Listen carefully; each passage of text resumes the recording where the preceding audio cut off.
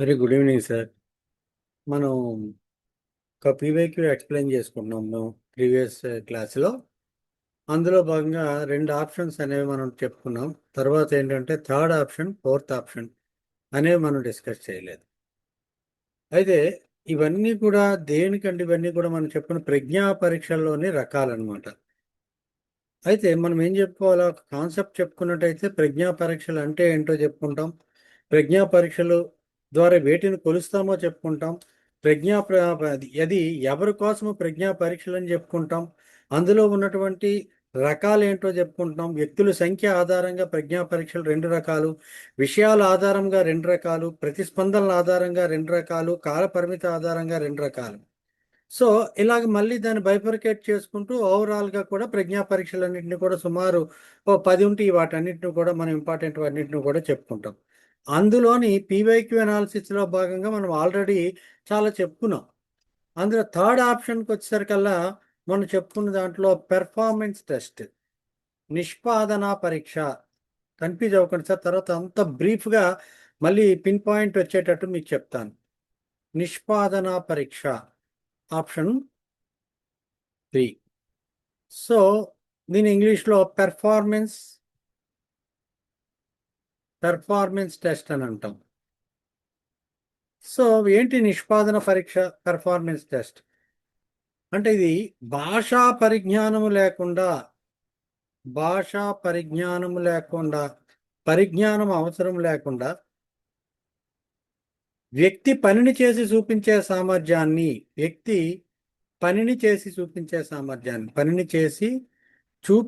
సామర్థ్యాన్ని కొలిచే ఆ పరీక్ష ఏంటంటే నిష్పాదన పరీక్ష. అంటే చూడండి, ఇక్కడ ఆ వ్యక్తికి ఏ రకమైనటువంటి భాషా పరిజ్ఞానం కూడా అవసరం లేదు.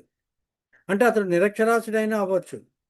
కానీ ఆ వ్యక్తి పనిని ఎలా చూపెడతాడనంటే ఆ వ్యక్తి ఆ పనిని చేసి తన సామర్థ్యాన్ని చూపిస్తాడనమాట. ఆ ఆ విధంగా వ్యక్తి పని చేసి చూపించే సామర్థ్యాన్ని కొలిచేటటువంటి ప్రజ్ఞా పరీక్ష ఏంటంటే నిష్పాదన పరీక్ష. అంటే ఏ ఇక్కడ ఎలాగవుతుందంటే ఒక నిరక్షరాస్యుడు తీసుకుందామండి. ఆ వ్యక్తి ఏం చేస్తాడు, వస్తువులని భాషతో సంబంధం లేదు, వస్తువులను అమర్చడం, లేదనుకుంటే ఆ చిత్రాల యొక్క పజిల్స్ ఉంటాయి. ఏమండి, పజిల్స్ ఉంటాయి. ఇలాగ మనకి చిన్నపిల్లలకి ఆడుకోవడానికి ముక్కలు ముక్కలుగా బొమ్మలు ఇస్తారు. ఈ చిత్రాల యొక్క ఇవన్నీ ముక్కలన్నింటినీ కూడా ఒక ఆకారంలో అమర్చడం, అంటే చిత్రాలను పూర్తి చేయడం.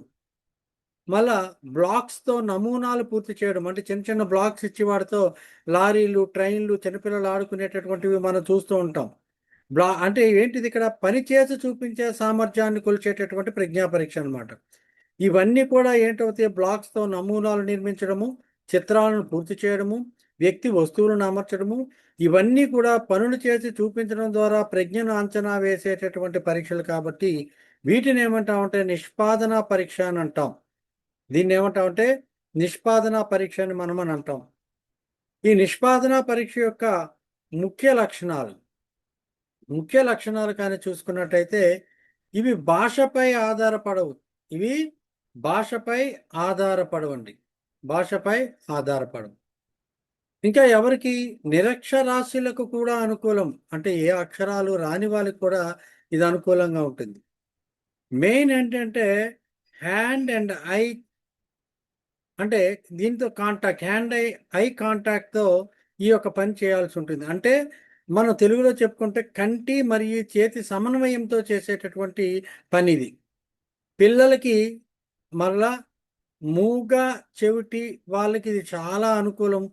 పిల్లలకి మనకు తెలుసు, కొన్ని క్యూబ్స్ అరేంజ్మెంట్ చూడండి, చిత్రాలు అరేంజ్ చేయడం అనేవి మనం కొనేసి ఇస్తూ ఉంటాం. సో పిల్లలకి, మూగ చెవిటి వారికి చాలా అనుకూలం. తర్వాత ఇంకా ఏం అబ్జర్వ్ చేస్తుందంటే పరిశీలన మరియు చేతి నైపుణ్యాలను అంచనా చేస్తుంది. అబ్జర్వేషన్ అంటే ఆ చిత్రాన్ని మనం సక్రమమైన రీతిలో అమర్చినప్పుడు పరిశీలనకు ఎక్కువగా మనకి ప్రాధాన్యత ఇవ్వాలి. అంటే ఏంటి, ఇక్కడ పరిశీలనకి అంచనా వేస్తుంది. మరి హ్యాండ్ స్కిల్స్, చేతి నైపుణ్యాలను కూడా ఇదేంటంటే కొలుస్తుంది అనమాట. తర్వాత మరి దీనికి ఉదాహరణలు ఏంటి అడుగుతాడండి. ఈ క్రింది వాళ్ళలో నిష్పాదన పీవకి ఉంది, నిష్పాదన పెర్ఫార్మ్ టెస్ట్కి ఎగ్జాంపుల్ ఏది అని అన్నాడు, లేదా ఈ పెర్ఫార్మెన్స్ టెస్ట్లో క్రింది వాళ్ళలో కానిది ఏది అన్నాడు. అది ఆల్రెడీ చెప్పుకున్నాం. డేవిడ్ వెస్కిలర్ రూపొందించినటువంటి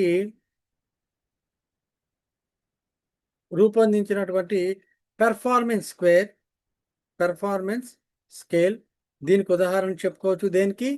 నిష్పాదన పరీక్షకి. తర్వాత గ్రేస్ ఆర్థర్, ఇది ఒకసారి ఎగ్జామ్లో ఇచ్చాడండి.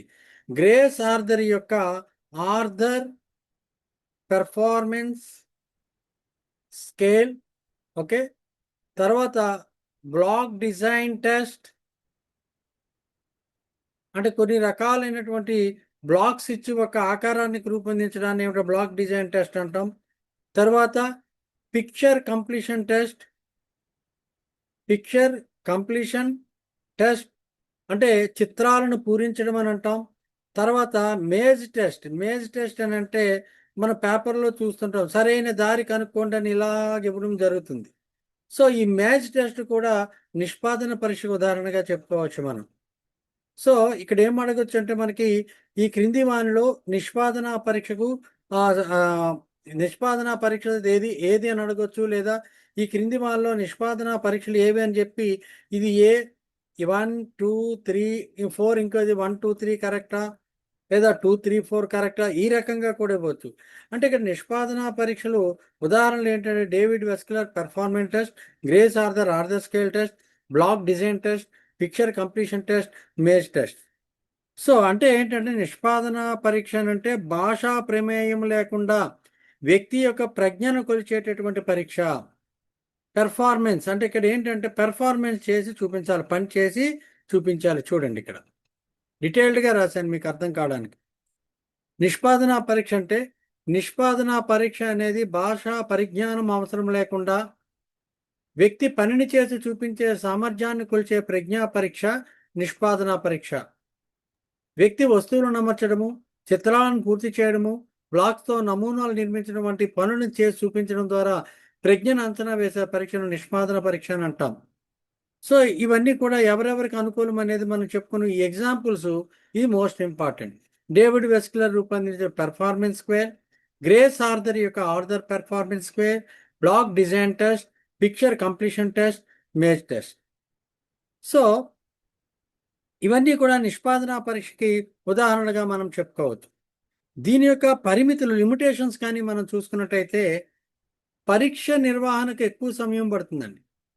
ఈ ఎగ్జామ్ కానీ కండక్ట్ చేయాలనుకున్నట్టయితే చాలా ఎక్కువ సమయం పడుతుంది. మరలా దీనికి ఒక ప్రత్యేకమైనటువంటి పరికరాలు అవసరం. ఉదాహరణకి బ్లాక్ డిజైన్ టెస్ట్ చేయాలనుకున్నట్టయితే కొన్ని పరికరాలు అవసరము, పిక్చర్ కంప్లీషన్ టెస్ట్ చేయాలంటే పరికరాలు అవసరము, మేజ్ టెస్ట్ చేయాలంటే పరికరాలు అవసరం. ఇంకా కొన్ని సందర్భాల్లో ఏవైతే హ్యాండ్ స్కిల్స్ ఉంటాయో హ్యాండ్ స్కిల్స్ ఫలితాన్ని ప్రభావితం చేస్తాయి. అంటే ఫర్ ఎగ్జాంపుల్ ఈ మేజ్ టెస్ట్కి సరైన దారి కనుక్కోవటంలో చేతి నైపుణ్యాలు అనేవి చాలా చక్కటి ఫలితాలను సూచిస్తాయి. అవి ఏంటంటే హ్యాండ్ స్కిల్స్ అనేవి సరిగ్గా లేకపోయినట్టయితే ఈ యొక్క నిష్పాదన పరీక్షలు ఫెయిల్ అయ్యే అవకాశం అనేది మనకి ఇక్కడ కనబడుతుందండి. అంటే ఇక్కడ మీరు చదువుకోవడానికి బిట్స్ కూడా ఇక్కడ నేను రాయటం జరిగింది. భాషా ప్రమేయం లేకుండా ప్రజ్ఞను కొలిచే పరీక్ష ఏది? నిష్పాదన పరీక్ష. నిరక్షరాస్యులకు అనుకూలమైన ప్రజ్ఞా పరీక్ష నిష్పాదన పరీక్ష. అంటే నిరక్షరాస్యులకు చాలా ఉన్నాయి, ఇది ఒకటి. మళ్ళీ మీకు డీటెయిల్గా ఎక్స్ప్లెయిన్ చేస్తాను. ఆర్థర్ పెర్ఫార్మెన్స్ స్కేల్ని ఎవరు రూపొందించారు? Grace Arthur. నేను చెప్పిన దాంట్లో నిరక్షరాస్యులు మోగా చెవిటి వారి ప్రజ్ఞను కొలవడానికి ఉపయోగించే పరీక్ష ఆర్థర్ పెర్ఫార్మెన్స్ స్కేల్. ఓకే. తర్వాత ఇందులోనే మరొక మోస్ట్ ఇంపార్టెంట్ సబ్ టాపిక్ ఉందండి ఈ నిష్పాదన పరీక్షలో. ఏంటి అంటే సెగ్విన్ ఫామ్ బోర్డ్ టెస్ట్. ఈ సెగ్విన్ ఫామ్ బోర్డ్ టెస్ట్ కూడా ఒక నిష్పాదన ప్రజ్ఞా పరీక్ష, పెర్ఫార్మెన్స్ ఇంటెలిజెంట్ టెస్ట్. అయితే ఇది ఏం చేస్తుందంటే వ్యక్తి యొక్క మేధస్సును మరియు దృశ్య చలన సమన్వయము, మోస్ట్ ఇంపార్టెంట్ విజువల్ మోటార్ కోఆర్డినేషన్ని సెగ్విన్ ఫామ్ బోర్డు ఏంటండి విజువల్ మోటార్ కోఆర్డినేషన్ని గుర్తిస్తుందన్నమాట.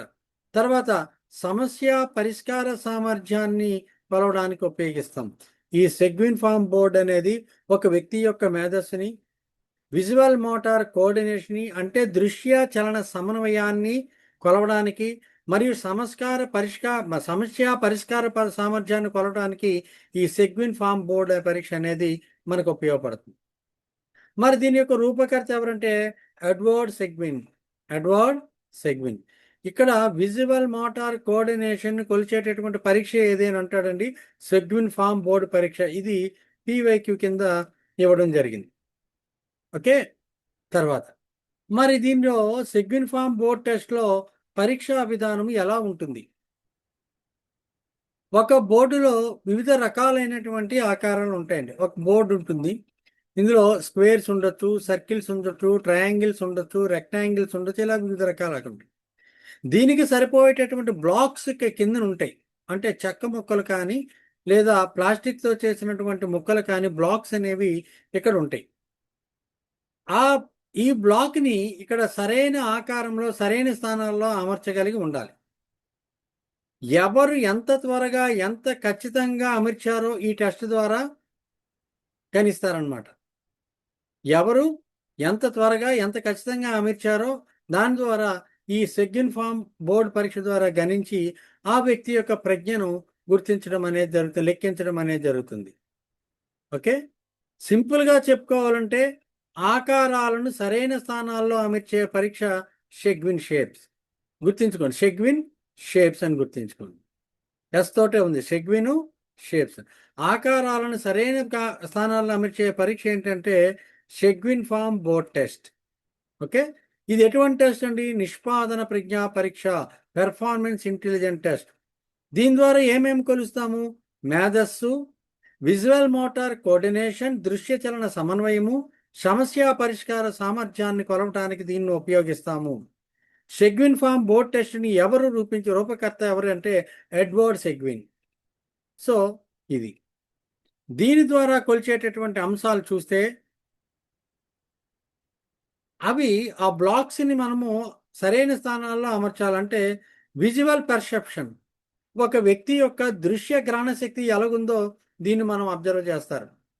ఇంకా చేతి కంటి సమన్వయం, హ్యాండ్ ఐ కోఆర్డినేషన్ ఎలాగుందో చూస్తారంటే ఆ బ్లాక్ని అమర్చినప్పుడు hand eye coordination most important. కాబట్టి ఏ ఖాళీకి సంబంధించి ఆ బ్లాక్ని తీసాడా లేదా, తీయగలుగుతున్నాడా లేదా అని, తీసి అక్కడ పెట్టగలుగుతున్నాడా లేదని హ్యాండ్ ఐ కోఆర్డినేషన్ దీని ద్వారా లెక్కిస్తారు.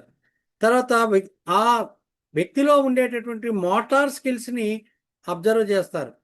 ఆ వ్యక్తిలో ఉండేటటువంటి సమస్య పరిష్కార సామర్థ్యాన్ని అబ్జర్వ్ చేస్తారు. చివరిగా ఆ వ్యక్తిలో ఉండేటటువంటి ఇంటెలిజెన్స్, తెలివిని ఇక్కడ అబ్జర్వ్ చేస్తారు. ఓకే, ఈ సెగ్విన్ బోర్డు పరీక్ష ద్వారా కూడా ఆ కొలిచేటటువంటి అంశాలు ఇవి. అడగొచ్చు, కొద్దిగా లోతుగా వెళ్ళినట్టయితే ఏమని అడగొచ్చు అంటే, చూడండి, సెగ్విన్ ఫామ్ బోర్డ్ టెస్ట్ ద్వారా కొలిచే అంశాలు ఈ క్రింది వానిలో ఏవి అని అంటాడు. సో ఖచ్చితంగా కూడా కొంచెం డీప్గా వెళ్తే మీరు చదువుకోవాల్సినటువంటి అవసరము ఉందండి. తర్వాత అందులో ఆప్షన్ 4 వచ్చేసరికల్లా అశాబ్దిక ప్రజ్ఞా పరీక్ష అని ఉందండి PYQలో. అశాబ్దిక అంటే నాన్ వెర్బల్, ఇంగ్లీష్లో non verbal intelligent test. Non verbal అంటే మనకు అందరికీ తెలుసు, ఏదైనా రీజనింగ్ చెప్పుకున్నప్పుడు verbal reasoning, non verbal reasoning. Non verbal reasoning అంతా బొమ్మలతో కూడి ఉంటుంది. బ్యాంకింగ్ పరీక్షలు రాసిన వాళ్ళకి వాళ్ళకే తెలుస్తుంది అనమాట. అంటే ఇక్కడ ఏముంటుందంటే భాష అనేది ఉపయోగించకుండా, భాష అనేది ఉపయోగించకుండా చిత్రాలు, ఆకారాలు, నమూనాలు అంటే ఇంగ్లీష్లో ప్యాటర్న్స్ అని అంటాం, బొమ్మల ద్వారా వ్యక్తి యొక్క ప్రజ్ఞను కొలిచేటటువంటి పరీక్ష అశాబ్దిక ప్రజ్ఞా పరీక్ష. అంటే భాషను ఉపయోగించకుండా, అంటే సెగ్విన్ ఫామ్ బోర్డ్ టెస్టే. సెగ్విన్ ఫామ్ బోర్డ్ టెస్ట్ అనేది example for non verbal intelligent test. ఎందుకంటే అక్కడ కూడా ఏంటంటే భాషను ఉపయోగించకుండా చిత్రాలు, ఆకారాలు, నమూనాల ద్వారా వ్యక్తి యొక్క ప్రజ్ఞను కొలుస్తాం. సో సెగ్విన్ ఫామ్ బోర్డ్ టెస్ట్ అనేది ఏంటి? Non verbal intelligent test. So దీని యొక్క ముఖ్య లక్షణాలు చూద్దాం. ఇది భాషపై ఆధారపడదు. ఏంటంటే అశాబ్దిక ప్రజ్ఞా పరీక్ష అనేది భాషపై ఆధారపడదు. ఎందుకంటే చిత్రాలు, ఆకారాలు, నమూనాలు, బొమ్మల ద్వారా వ్యక్తి యొక్క ప్రజ్ఞను కొలుస్తారు. కాబట్టి ఎవరెవరికి దీని చదువు రావాలా? ప్రజ్ఞ చిత్రాలతోటి, ఆకారాలు, నమూనాలు, బొమ్మల ద్వారా ఉండడానికి ఆ వ్యక్తి నిరక్షరాస్యుడైనా పర్వాలేదు, నిరక్షరాస్యులకు అనుకూలమైనటువంటిది నాన్ వెర్బల్ ఇంటెలిజెంట్ టెస్ట్. ఇంకా చిన్నపిల్లలకి అనుకూలమైనది నాన్ వెర్బల్ ఇంటెలిజెంట్. ఒక చిన్నపిల్లవాడికి ఒక మన ఏంటంటే కొన్ని క్యూబ్స్ కొనిచ్చేసి మనం చూస్తూ ఉంటాం, వాటితో లారీలు లేదా పెద్ద పెద్ద ఈ హౌసెస్ ఇవన్నీ కూడా కన్స్ట్రక్ట్ చేస్తూ ఉంటాడు. అతనికి భాషతో ప్రమేయం లేకుండా ఏంటంటే అక్కడ తన యొక్క ప్రజ్ఞను ప్రదర్శిస్తాడు. ఇంకా చిన్న చిన్న భాషలు అంటే అంత పూర్తిగా భాషా పరిజ్ఞానం లేని వారు కూడా దీన్ని ఏంటంటే ఈ యొక్క అశాబ్దిక ప్రజ్ఞా పరీక్షలో పాల్గొనగలరు అనమాట, అనుకూలం. అయితే దీని ద్వారా ఏం గుర్తిస్తారు? తార్కిక ఆలోచన, లాజికల్ థింకింగ్. ఆ అభ్యర్థి యొక్క లేదా ఆ వ్యక్తి యొక్క లాజికల్ థింకింగ్ని, అబ్జర్వేషన్ అంటే మరి ఏంటంటే అంతే కదండి, ఆ డయాగ్రామ్ ఎక్కడ పెట్టాలి అనేది ఏంటంటే అబ్జర్వేషన్. ఆ వ్యక్తి యొక్క పరిశీలన శక్తిని మరియు సమస్య పరిష్కార సామర్థ్యాన్ని కూడా ఇక్కడ కొలవడం అనేది దీని ద్వారా జరుగుతుంది. ఈ అశాబ్దిక ప్రజ్ఞా పరీక్షలకి ఉదాహరణ కానీ మనం చూసుకున్నట్టయితే మళ్ళా రివిజన్ క్లాసులు ఇంకా ఒక టేబులర్ ఫామ్లో చెప్తానండి మీకు. అయితే అశాబ్దిక ప్రజ్ఞా పరీక్షలకి ఉదాహరణ కానీ తీసుకున్నట్టయితే ఆల్రెడీ మనం డిస్కస్ చేసినట్టు సెగ్మిన్ ఫామ్ బోర్డ్ టెస్ట్. ఇదేంటంటే ఆకారాలు చిత్రాల ద్వారా ఈ యొక్క ప్రజ్ఞా పరీక్ష నిర్వహించే ప్రజ్ఞా పరీక్ష అని చెప్పుకున్నాం. రావెన్స్ ప్రోగ్రెసివ్ మ్యాట్రిసిస్ ఇదేంటంటే అత్యంత ప్రసిద్ధ చెందినటువంటి అశాబ్దిక ప్రజ్ఞా పరీక్ష. సూపర్లేటివ్ ఉంది, మోస్ట్ ఇంపార్టెంట్. అత్యంత ప్రసిద్ధి చెందినటువంటి నాన్ వెర్బల్ ఇంటెలిజెంట్ టెస్ట్ ఏదంటే రావెన్స్ ప్రోగ్రెసివ్ మ్యాట్రిసిస్. తర్వాత Bhatia battery of performance test. Performance అన్నాడు కాబట్టి ఏంటంటే అది చేసి చూపించడం అని గుర్తుంచుకోవాలా, కాబట్టి అది నాన్ వెర్బల్ ఇంటెలిజెన్స్ అని గుర్తుంచుకోండి. తర్వాత కల్చర్ ఫెయిర్ ఇంటెలిజెంట్ టెస్ట్. తర్వాత ఏంటంటే కల్చర్ ఫెయిర్ ఇంటెలిజెంట్ టెస్ట్. ఇవన్నీ కూడా నాన్ వెర్బల్ ఇంటెలిజెంట్ టెస్ట్కి ఉదాహరణగా మనం చెప్పుకోవచ్చు. ఇప్పుడు కొత్తగా మనం ఏమన్నామండి ఇందులో? రావెన్స్ ప్రోగ్రెసివ్ మ్యాట్రిసిస్, ఆర్పిఎం అని విన్నాం. ఎందులో భాగంగా చెప్పుకున్నామండి? నాన్ వెర్బల్ ఇంటెలిజెన్స్ టెస్ట్లో భాగంగా చెప్పుకున్నాం. ఇది ప్రపంచవ్యాప్తంగా ప్రసిద్ధి చెంది అంటే ఏం గుర్తుంచుకోవాలి? అశాబ్దిక ప్రజ్ఞా పరీక్ష. ఏంది? ఆర్పిఎం అనేది రావెన్స్ ప్రోగ్రెసివ్ మ్యాట్రిసిస్.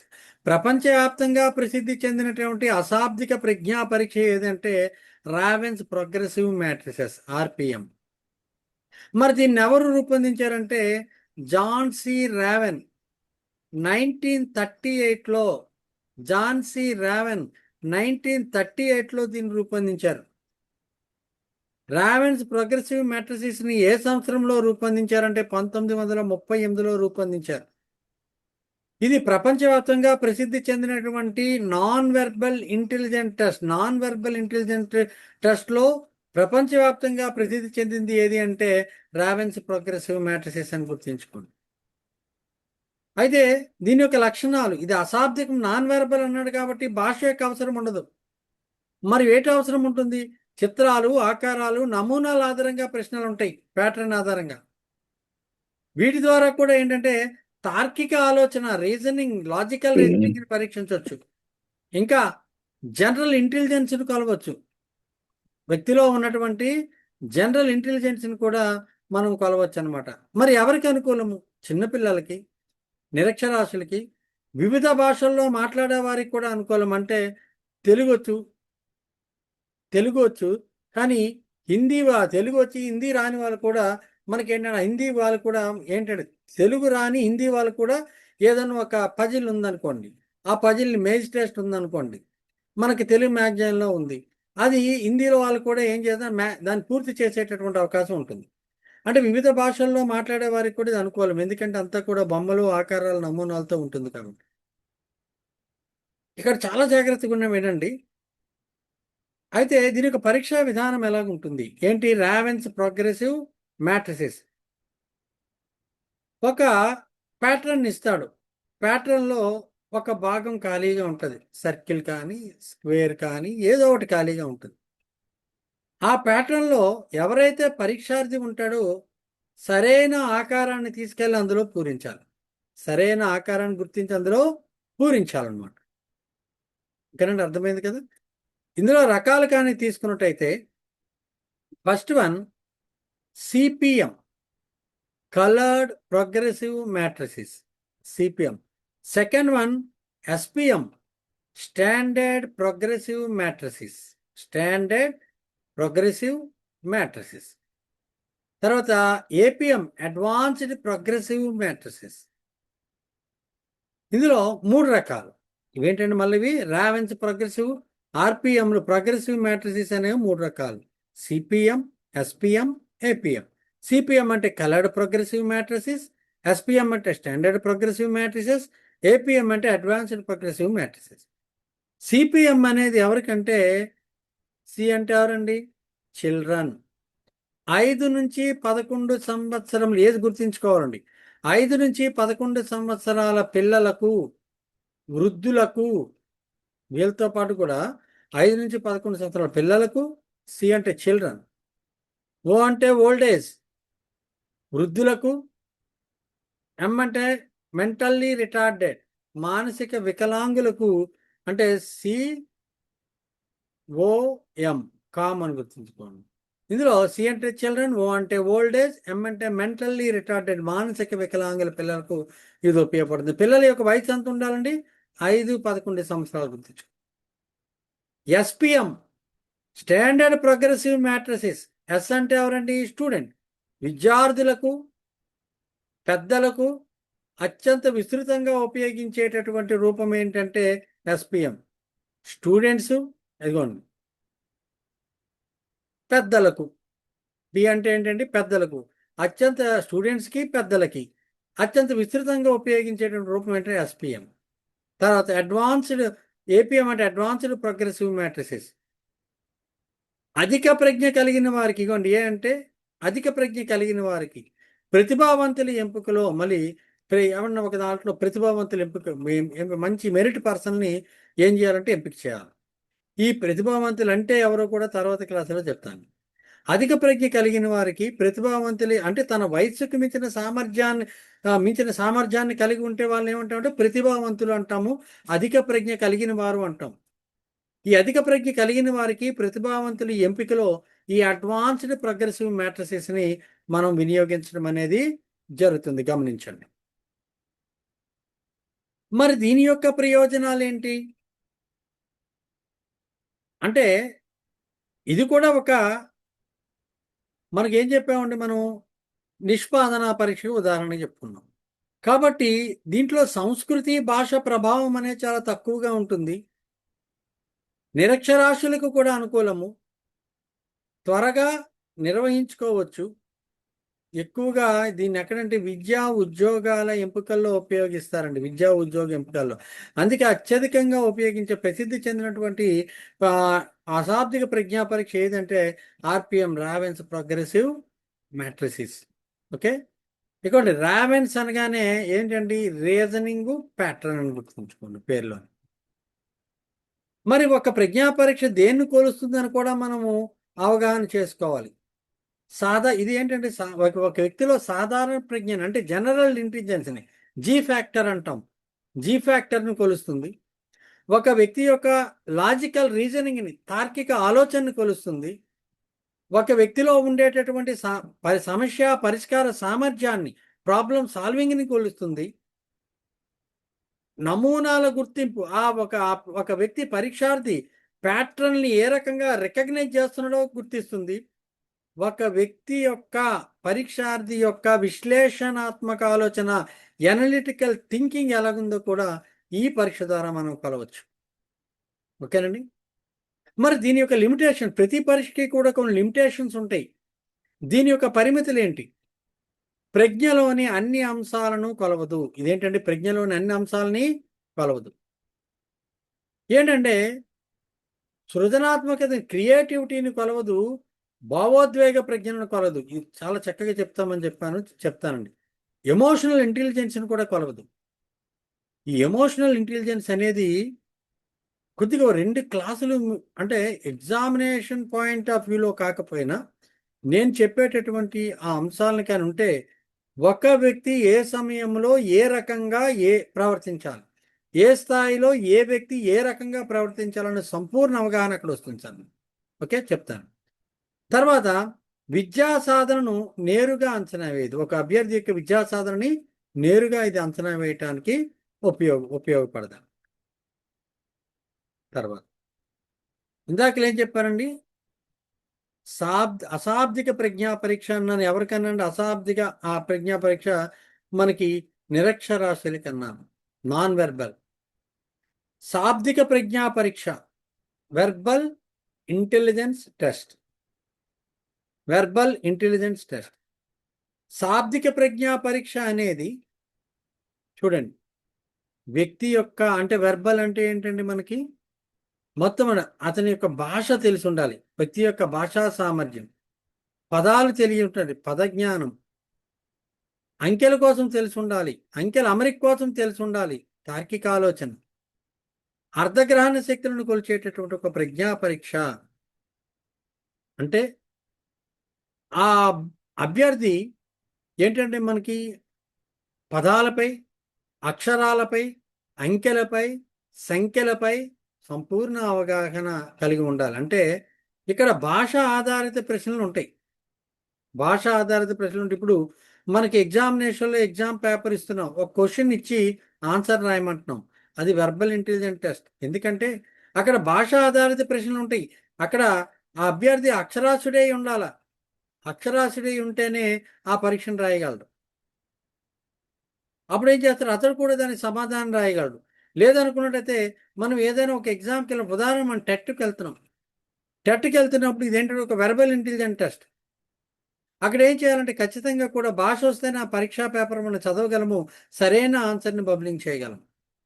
అది ఇది శాబ్దిక ప్రజ్ఞా పరీక్ష అనమాట. అంటే ఒక అభ్యర్థి యొక్క, ఒక పరీక్షార్థి యొక్క భాషా సామర్థ్యాన్ని, పదజ్ఞానాన్ని, తార్కిక ఆలోచనని, అర్ధగ్రహణ శక్తులను కొలిచేటటువంటి ప్రజ్ఞా పరీక్ష ఏదంటే వెర్బల్ ఇంటెలిజెంట్ టెస్ట్, శాబ్దిక ప్రజ్ఞా పరీక్ష.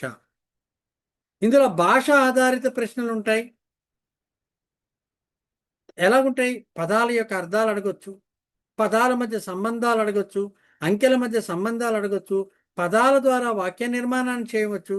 ఈ రకంగా అన్ని అంశాల్లో కూడా ఒక అభ్యర్థి యొక్క, పరీక్షార్థి యొక్క తార్కిక విశ్లేషణను పరీక్షించడానికి ఉపయోగపడుతుంది.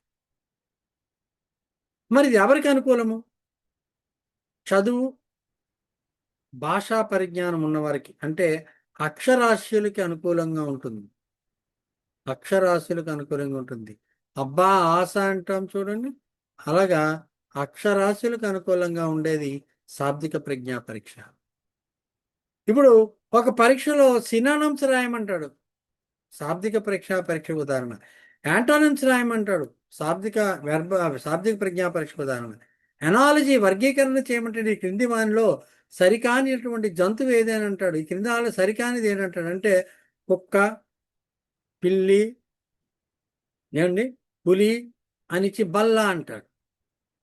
అంటే ఇక్కడ ఈ క్రింది వాళ్ళలో వేరుగా ఉండేది ఏంటంటే బల్ల అని గుర్తించగలుగుతాడు ఎప్పుడు ఆ వ్యక్తి అక్షరాస్యుడైనప్పుడు.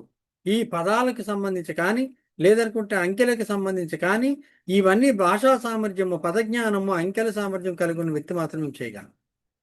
వర్గీకరణ, ఇక్కడ వర్గీకరణ కూడా ఏంటంటే ఏది ఒక అంశం, కొన్ని అంశాలను ఇచ్చి వాటిని వేరు చేయమన్నారు అనుకో. ఒక దాంట్లో ఏమైనా పదాలు ఇచ్చి ఆ పదాలను ఏంటంటే మనం ఏమంటామంటే ఇటుపక్క జంతువులు, ఇటుపక్క వస్తువులు ఇచ్చి జంతువుల్ని వస్తువుల్ని వర్గీకరించండి అంటే 2 టేబుల్లో చేస్తాము, అది వర్గీకరణ. ఇవన్నీ కూడా వెర్బల్ ఇంటెలిజెంట్ టెస్ట్కి ఉదాహరించు. ఇదేం చేస్తుంది? భాషా నైపుణ్యాన్ని అంచనా వేస్తుంది. ఒక అభ్యర్థి యొక్క భాషా నైపుణ్యాన్ని అంచనా వేస్తుంది. విద్యా సాధనను ఊహించడంలో ఉపయోగపడుతుంది. ఎక్కువగా ఉద్యోగ నియామక పరీక్షల్లో ఉపయోగిస్తారు. టెట్, డిఎస్సి, లేదనుకుంటే పోటీ పరీక్షలు, ఎంసెట్, ఇవన్నీ జరుగుతున్నాయి. వీటన్నిటిలో కూడా ఇవన్నీ కూడా దేంట్లోనంటే పోటీ పరీక్షలన్నీ కూడా వెర్బల్ ఇంటెలిజెంట్ టెస్ట్ ద్వారా జరుగుతాయి. ఇక్కడ చూడండి అదన ఆల్ఫ్రెడ్ బినే, ఈ ఆల్ఫ్రెడ్ బినే రూపొందించినటువంటి ప్రజ్ఞా పరీక్షలో శాబ్దిక అంశాలు ప్రధానంగా ఉంటాయి. శాబ్దిక అంశాలు ప్రధానంగా ఉండే ప్రజ్ఞా పరీక్ష Alfred బినే. Okay, very simple definition ఇక్కడ ఇచ్చాను. శాబ్దిక ప్రజ్ఞా పరీక్ష అంటే భాష ఆధారంగా ప్రశ్నలు ఇచ్చి వ్యక్తి యొక్క మేధస్సును అంచనా వేయడాన్ని ఏమంటామంటే శాబ్దిక ప్రజ్ఞా పరీక్ష అని మనం అంటాం. ప్రయోజనాలు: విద్యార్థుల విద్యా సామర్థ్యాన్ని అంచనా వేయచ్చు. ఓకే, మనం చేస్తాం తరగతి గదిలో. దీంట్లో భాషా పరిజ్ఞాన ప్రభావము చాలా ఎక్కువగా ఉంటుంది, ఎక్కువగా ఉంటే కానీ చేయలేము. ఇంకా సాంస్కృతిక నేపథ్యం అంటే ఫలితాలను ప్రభావితం చేస్తుంది. వాళ్ళు ఉండేటటువంటి పరిస్థితులు అవనియండి, సమాజ పరిస్థితులు అవనండి, ఈ యొక్క సాంస్కృతిక నేపథ్యం అనేది దాని యొక్క ఫలితాలను ప్రభావితం చేస్తుంది. అంటే ఒక ఇంట్లో చక్కగా చదువుకున్నటువంటి కుటుంబము, విద్యావంతులైనటువంటి కుటుంబం ఉంటే ఆ తల్లిదండ్రులు ఆ పిల్లల పట్ల సరైనటువంటి శ్రద్ధ చూపెడతారు. సరైనటువంటి శ్రద్ధ చూపించి ఏం చేస్తారంటే అక్కడ దాని మీద వాళ్ళు సక్రమైన మార్గంలో వాళ్ళని తీసుకొని వెళ్తారు. ఈ విధంగా సాంస్కృతిక నేపథ్యం ఫలితాలను కూడా పరిచయం చేస్తారు. అక్కడ ఉన్నటువంటి సాంస్కృతిక నేపథ్యం కూడా.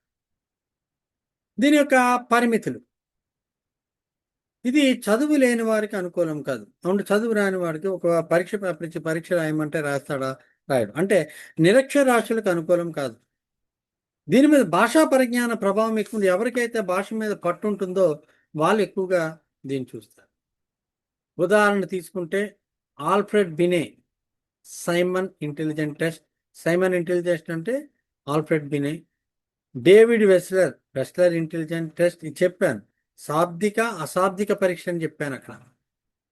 తర్వాత Louis Terman Stanford బినే intelligent test, దీనికోసం సెపరేట్గా చెప్తానండి, స్టాన్ఫోర్డ్ బినే ఇంటెలిజెంట్. తర్వాత ఆర్మీ ఆల్ఫా టెస్ట్ ఆల్రెడీ చెప్పుకున్నాం, మొట్టమొదటి దీని నుంచి వచ్చి. సో ఇవన్నీ కూడా ఏంటంటే మనకి ఆర్మీ ఆల్ఫా టెస్ట్ అక్షరాస్యులకి అని చెప్పాను కదండి ఇక్కడ. ఆర్మీ బీటా టెస్ట్ నిరక్షరాస్యులకి. ఇవన్నీ కూడా వెర్బల్ ఇంటెలిజెంట్ టెస్ట్కి ఉదాహరణలు. అడుగుతాడండి కింద వాళ్ళ వెర్బల్ ఇంటెలిజెంట్ టెస్ట్ ఏంటి, నాన్ వెర్బల్ ఇంటెలిజెంట్ టెస్ట్ ఏంటి అడుగుతాడు.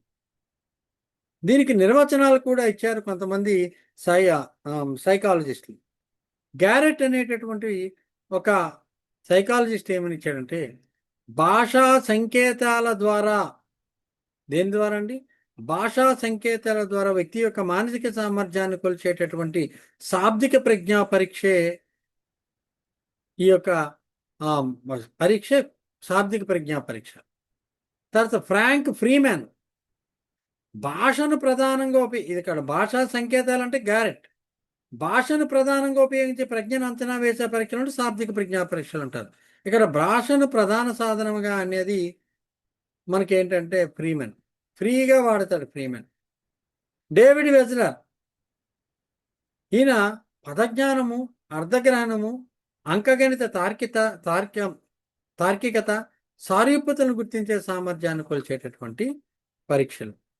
సో శాబ్దిక పరీక్షలు అని చెప్పి ఈ ముగ్గురు కూడా దీని యొక్క నిర్వచనాన్ని మనకి ఇవ్వటం జరిగింది.